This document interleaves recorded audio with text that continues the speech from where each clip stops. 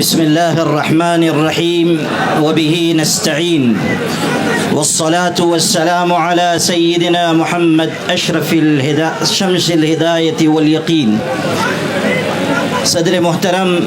حضرت مولانا خالد سیف اللہ رحمانی صاحب، محترم جنرل سیکریٹری بورڈ حضرت مولانا شاہ محمد فضل الرحیم مجددی صاحب، بورڈ کی قیادت اور تمام ملی اور دینی جماعتوں کے نمائندگان اور آپ تمام حاضرین مجلس، کہنے والے نے کہا تھا مسائل کیسے بھی ہوں تا قیامت رہ نہیں سکتے، یہ ظالم ظلم کی بن کر علامت رہ نہیں سکتے، جن کا عزم ہے کہ ہم کو چین سے جینے نہیں دیں گے وہ جان لیں کہ خود بھی سلامت رہ نہیں سکتے۔ حضرات گرامی، ابھی ہمارے بہت سے فاضل مقررین نے یہاں گفتگو کی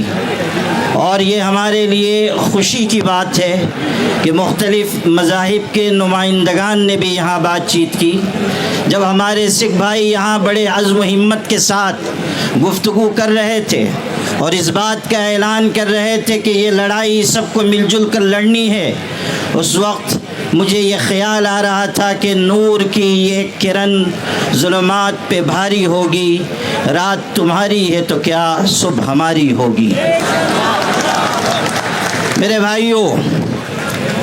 اس دہلی نے بہت سے انقلابات دیکھے ہیں، ایک وہ بھی انقلاب دیکھا اس دہلی نے کہ جب اپنے حق کی لڑائی کے لیے ہمارے کسان بھائی آئے اور انہوں نے حکومت کو اپنے آگے جھکنے پر مجبور کیا۔ میں یہ بتانا چاہتا ہوں کہ ہمارے کسان بھائی روزی روٹی اور جان کے مسئلے کو لے کر آئے تھے، وقف کا معاملہ ہمارے ایمان کا مسئلہ ہے، اس لیے ہم کسی بھی قیمت پر اس میں حکومت کی مداخلت برداشت نہیں کریں گے۔ میرے بھائیوں، اس ملک کا جو رخ اور رویہ ہوتا چلا جا رہا ہے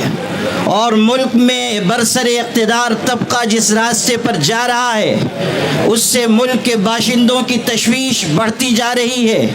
ہمیشہ یاد رکھیے، محبت ملکوں اور خاندانوں کو جوڑنے والی چیز ہے اور نفرت ملکوں اور خاندانوں کو توڑنے والی چیز ہے۔ نفرت کے راستے پر جو لوگ چل رہے ہیں اور ملک کو چلانا چاہتے ہیں وہ جان لیں کہ اس میں ملک کی سالمیت اور بقا نہیں ہے۔ اگر ملک باقی رہے گا تو محبت کے ساتھ اور ایک دوسرے کی مدد اور تعاون کے ساتھ باقی رہے گا۔ یہی پیغام All India Muslim Personal Law Board کا ہے کہ ہم سب اس ملک میں متحد ہو کر محبتوں کے ساتھ جیتے رہیں۔ ہمیں اس بات کی، ہمارے لیے یہ بات نہایت افسوسناک ہے کہ جوائنٹ پارلیمانی کمیٹی نے وہ رویہ اپنایا جو دوہرا رویہ کہا جا سکتا ہے، اور جے پی سی کے چیئرمین نے جس طرح کا بیان چند دن پہلے دیا ہے اس نے یہ واضح کر دیا کہ وہ امینڈمنٹ بل میں ترمیمات کے لیے سنجیدہ نہیں ہیں بلکہ وہ کسی مخصوص ایجنڈے کے اوپر کام کر رہے ہیں۔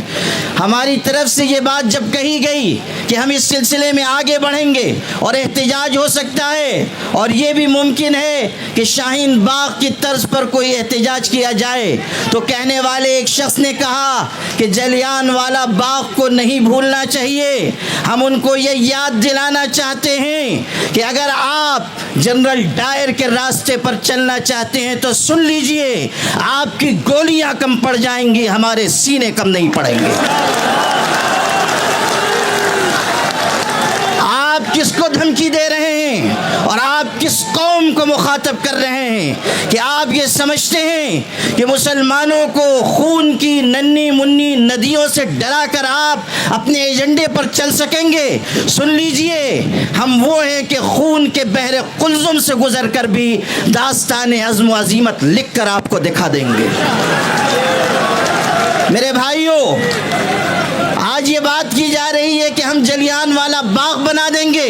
उस वक्त क्या हुआ था मैं याद दिलाना चाहता हूँ। जब गोलियां चलाई गईं तो वहाँ पर हिंदू भाइयों की, सिखों की, मुसलमानों की लाशें एक दूसरे के साथ मिली हुई पड़ी हुई थी। आज भी हम उसी रास्ते पर हैं, और आप अगर अंग्रेज के रास्ते पर जाना चाहते हैं तो सुन लीजिए, अत्याचार करने वाले कभी इस दुनिया में आफियत के साथ जिंदगी नहीं गुजार सकते। अगर आप अंग्रेजों का रास्ता चुनना चाहते हैं तो समझ लीजिए कि आपका अंजाम भी वही होगा जो अंग्रेजों का अंजाम हुआ था। All India Muslim personal law board इस मुल्क के मुसलमानों का सबसे मुत्तहिदा और मुश्तरका प्लेटफॉर्म है। अगर वो ये आवाज़ दे रहा है कि वक्फ तरमीमी बिल को वापस लिया जाए तो हुकूमत को इस बिल को वापस लेना चाहिए।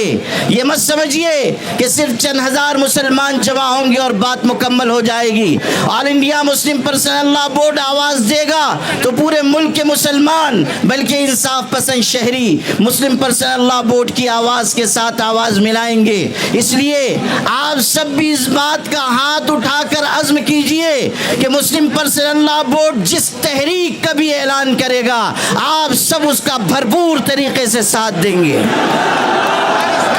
आप इस रोज़े की हालत में इस बात का अज़्म कीजिए कि हम इंशाअल्लाह अपने हुकूक की जिद्दोजहद आखिरी सांस तक लड़ते रहेंगे, अपने हुकूक की लड़ाई आखिरी सांस तक लड़ते रहेंगे। इस हकीकत को हमेशा याद रखिए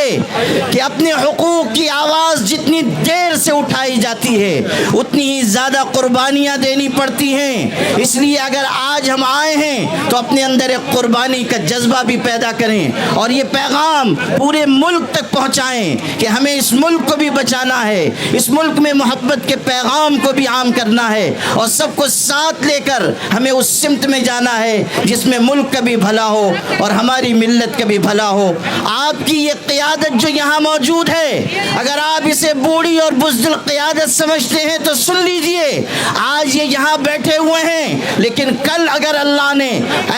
ऐसा मौका दिया कि हमें इस लड़ाई को आगे बढ़ाना पड़ा तो आप देखेंगे कि ये क़ियादत कलम और कागज़ छोड़कर हथकड़ियों का भी इस्तक़बाल करेगी और अपने सीने खोल देगी और आपकी लड़ाई आखिरी सीढ़ी तक लड़ी जाएगी। इसीलिए मैं ये कहा करता हूँ अपनी क़ियादत के बारे में कि ये अलग बात है कि चुपचाप खड़े रहते हैं, फिर भी जो लोग बड़े हैं बड़े रहते हैं। ऐसे दरवेशों से मिलता है हमारा शजरा जिनकी ठोकर में कई ताज पड़े रहते हैं। व आखिर दावाना।